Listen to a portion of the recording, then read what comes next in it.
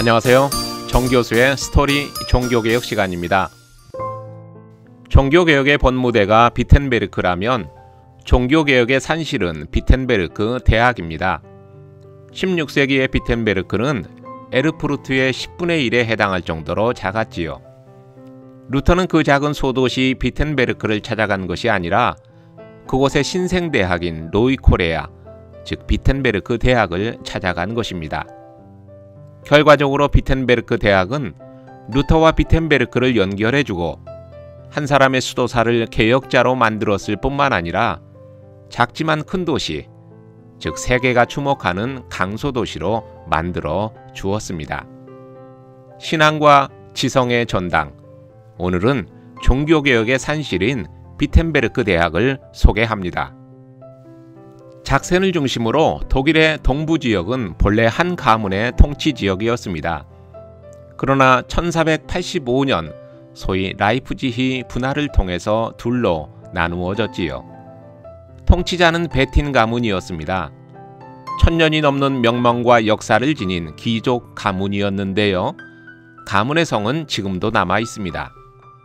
이것은 베틴 가문의 성입니다. 할레 근처에 있지요. 온유한 자라고 호칭한 베틴 가문의 프리드리히 2세가 1464년 죽은 후 두 아들이 공동 통치를 했지만 곧 갈등이 발생했습니다. 형 에른스트와 동생 알브레히트가 주인공들인데요. 그동안 공동으로 통치했던 땅을 나누어 서로 독립하기로 했습니다. 이것이 라이프지히 분할 협정입니다. 지도는 두 형제가 각각 차지한 지역을 보여주고 있습니다. 형 에른스트가 차지한 지역은 작고 인구가 적었지요. 반면 알브레히트가 차지한 지역은 넓고 인구도 많았습니다. 동생 알브레히트가 차지한 지역에는 라이프치히가 포함되어 있어서 1409년에 창립된 대학이 있었지요. 이 대학은 지역 및 독일의 자랑거리였습니다. 독일에서는 하이델베르크 대학 다음으로 창립되었지요. 상대적으로 작은 지역을 차지한 에른스트는 대신 선제후라는 직위를 갖는 것으로 협정이 이루어졌습니다. 비텐베르크 대학을 세운 선제후 프리드리히 현제는 에른스트의 아들입니다. 그는 아버지의 뒤를 이어 선제후가 된 후 자신의 통치지역에 대학이 없음을 아쉽게 여겨 대학을 세우기로 결심합니다. 그는 대학의 가치를 알고 있었습니다.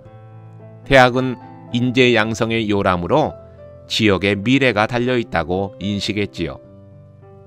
그는 라이프치히 대학보다는 100년이 늦었지만 그에 뒤지지 않는 지성의 전당을 세우고 싶었습니다. 비텐베르크 대학은 이런 역사적 배경 속에서 1502년 세워지게 되지요. 비텐베르크 지역 역시 선제후 프리드리히 현제의 통치를 기점으로 전성기를 맞이합니다. 광산에서 은을 생산하여 재정 기반이 탄탄했습니다. 대학을 세우고 인재를 영입했지요. 교육과 연구 활동도 지원했습니다. 그는 탁월한 리더십으로 비텐베르크 대학을 유럽에서 주목받는 대학으로 끌어올렸습니다. 비텐베르크는 인문주의의 센터가 되고요. 그리고 루터라는 인물로 인해서 종교개혁의 중심 무대가 되지요. 비텐베르크 대학을 로이코레아라고 부릅니다. 이 말은 히라버에서 왔는데요.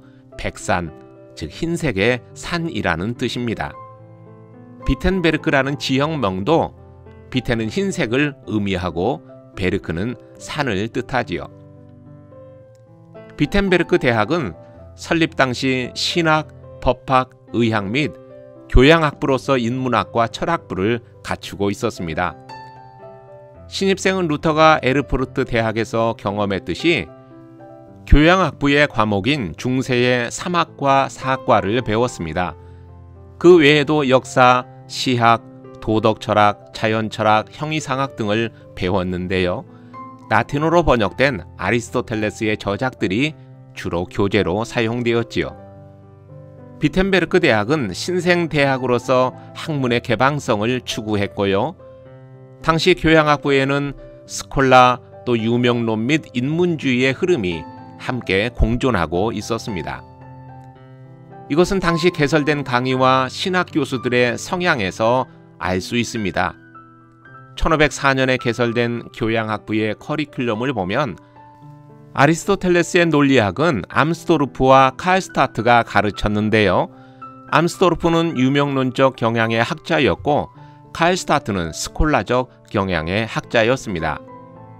페트루스 히스파누스의 논리학은 로이터와 퀴켄마이스터가 가르쳤는데요. 로이터는 스콜라적 경향의 학자였고 퀴켄마이스터는 유명론적 경향의 학자였지요.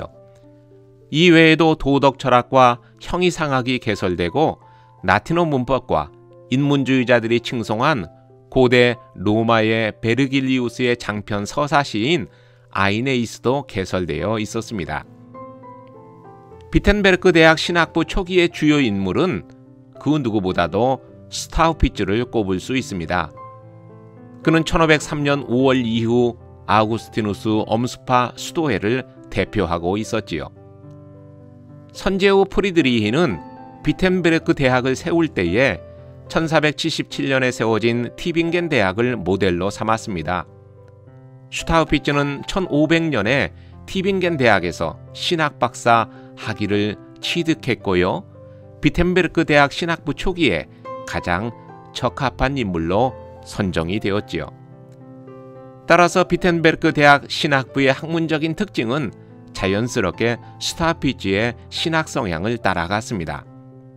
그는 전통적인 스콜라적 경향도 유명론적 노선도 아니었습니다. 그는 독자적으로 아우구스티누스를 철저히 연구했고요. 무엇보다도 성경 강의를 가장 중요한 일로 여겼지요. 성경에 대한 그의 열정은 비텐베르크 대학의 학생뿐만 아니라 같은 수도회에 속했던 루터에게도 큰 영향을 주었습니다. 비텐베르크 대학은 설립 초부터 아우구스티누스 엄스파 수도회에 2개의 교수 자리를 보장했습니다. 하나는 성경을 강의할 신학 교수 자리였고요. 다른 하나는 도덕 철학을 강의할 교양학부 교수 자리였지요. 슈타우피츠는 신학 교수로 성경을 강의했습니다. 그리고 루터가 신학 박사 학위를 받자 그 자리를 넘겨준 것입니다. 1502년과 1503년 첫 겨울 학기에 416명의 학생들이 입학했는데요. 그중 13명이 아우구스티누스 엄스파 수도회 소속의 수도사들이었습니다. 1503년 5월 슈타우피츠가 수도회 대표가 된 이후에는 162명의 수도사들이 입학할 정도로 초창기 비텐베르크 대학 신학부에서 아우구스티누스 수도사들의 비중이 컸던 것이죠. 슈타우피츠는 학생들에게 아우구스티누스의 저서들을 읽기를 권했습니다.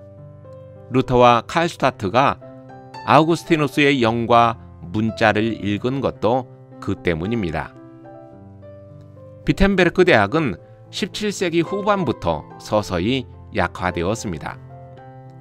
루터와 멜라니톤 등 1500년대의 신학 교수들은 성서 원어를 연구하고 이신칭의라는 성서 이해의 열쇠를 가지고 신학 수업을 역동적으로 이끌었습니다.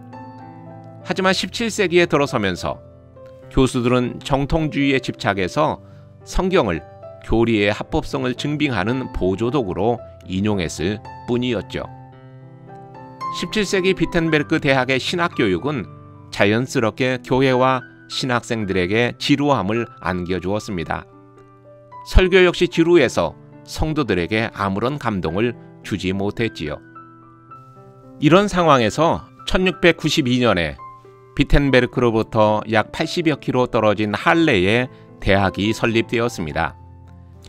그리고 히라버와 고대 근동의 언어를 담당하는 교수로 프랑케가 초빙되었지요. 프랑케는 이곳에서 200년 전에 루터가 시도했던 성경 중심의 역동적이고 실천적인 신학 교육을 추진했습니다. 그의 노력으로 할레 대학은 근대 개신교 역사에 새로운 장을 열게 되지요. 반면 비텐베르크 대학은 완고하고 폐쇄적인 신학 교육을 고집하다 점차 영향력을 상실하게 되었습니다. 비텐베르크 대학은 나폴레옹에 의해 한때 폐쇄되기도 했습니다. 1815년 빈 회의를 통해 비텐베르크가 포함된 작센 지역이 프로이센에게 양도되었지요. 프로이센 제국 시대에는 할레 대학과 통합시켜서 프리드리히의 대학 할레 비텐베르크라고 개칭했습니다. 지금은 마르틴 루터 대학교 할레 비텐베르크라고 공식적으로 부르고 있는데요. 이 명칭은 1933년부터 사용해오고 있습니다. 대학으로서의 기능을 상실한 비텐베르크 대학에는 목사 후보자 교육 세미나를 설립해서 운영했습니다. 이 건물은 루터 박물관 앞에 있었지만 2017년 종교개혁 500주년을 맞아 성교회에 이어진 신축 건물로 이전했지요.